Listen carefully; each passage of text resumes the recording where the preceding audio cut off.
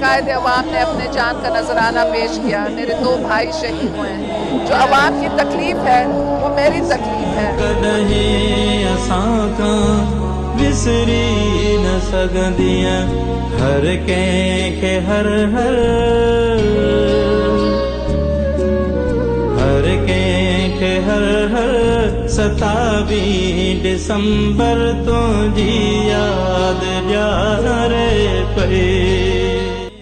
शहीद जमहूरियत अगूणी वज़ीर आज़म शहीद राणी मोहतरमा बेनज़ीर भुट्टो के 27 दिसंबर योम शहादत जे मौके ते सुर्ख सलाम पेश करियो था, जे पंहिंजे मुल्क ऐं क़ौम लाइ पंहिंजी जान जो नज़रानो ॾिनो ऐं ज़िले खैरपुर में पाकिस्तान पीपल्स पार्टी जे मरकज़ी अॻवान NA 210 MNA Syed Javed Ali Shah Jilani, MNA doctor Nafisa Shah Jilani शहीद मोहतरमा बेनज़ीर भुट्टो साहिबा जे नक्शे कदम ते हलंदे बिना के फ़र्क़ जे अवाम जी ख़िदमत करण ते संदन के सलाम पेश करियो था।